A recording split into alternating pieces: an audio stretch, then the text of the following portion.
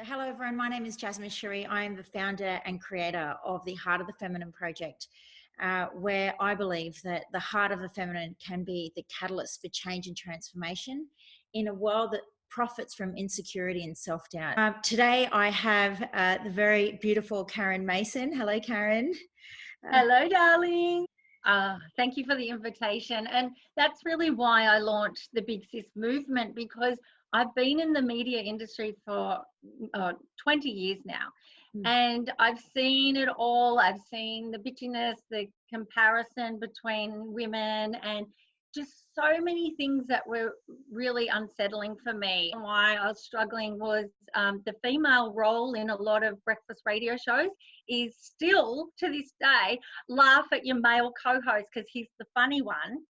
And the girl's role is more like a fill-in role. And I used to get trolled a lot as the female co-host, and I got picked on way more than the male co-host. Scenarios, I was bullied. They would try and overpower me, really kind of trying to stamp their ground, like this is my territory almost. And how dare you, like, I don't want to share this airtime with you, whether it was TV or radio. So yeah, I definitely felt bullied by the males, but I've also been bullied by females.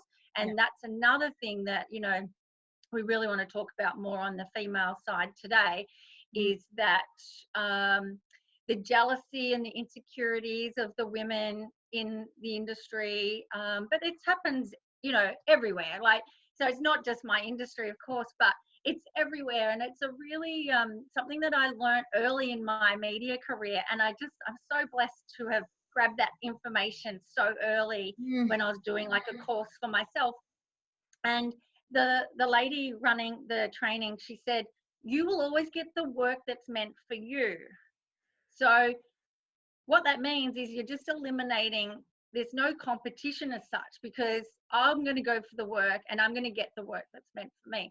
So there's no competition. Yes, there might be another blonde girl going into the audition after me, but the work that's meant for me, I'll get it.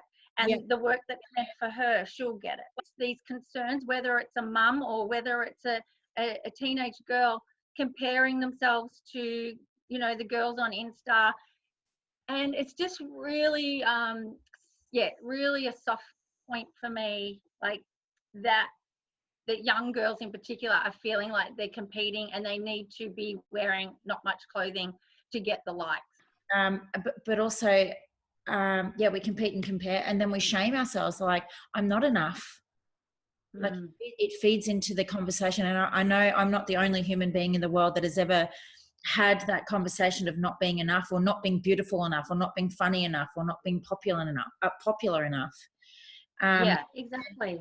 And like I said, earlier in this interview, like the media, and including social media, and the beauty industry have got a real lot to answer for, and there needs to be a paradigm shift, because that's not where that's not what women like you and me stand for. And I'm all about being, as a woman, as a female, radiating beauty, but we don't get from being an Insta model. Like, that's not where you win my heart. And I know, like, in our tribe and our community of people, that's what impresses me is when someone speaks from their heart, and they speak their truth, and they stand up for what's for what's right, and they're caring and they're kind and they're compassionate.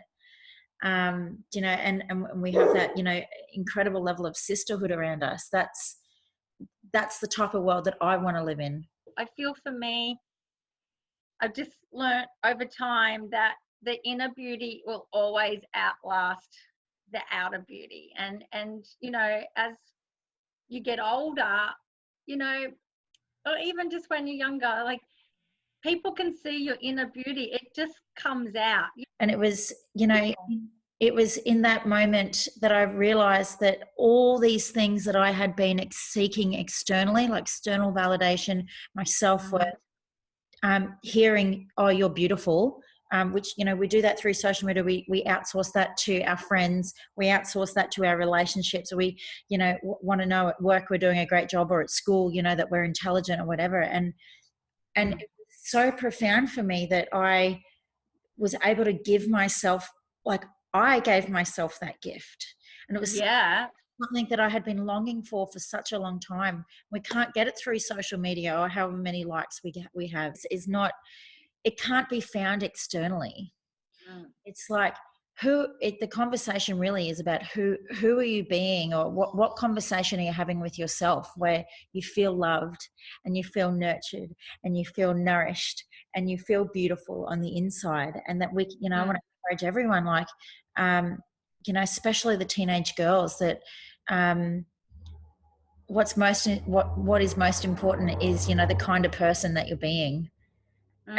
And that's what makes you magnetic. That's what makes people want to be around you. You know, I've had so many people say to me, oh, you'll never make it in the media. So I really pushed for you to follow your dreams and kind of prove everyone wrong, really know your worth and really just go and live with passion and don't worry about what anyone has to say. Like, if it's in your heart and it's placed on your heart, go and follow your dreams.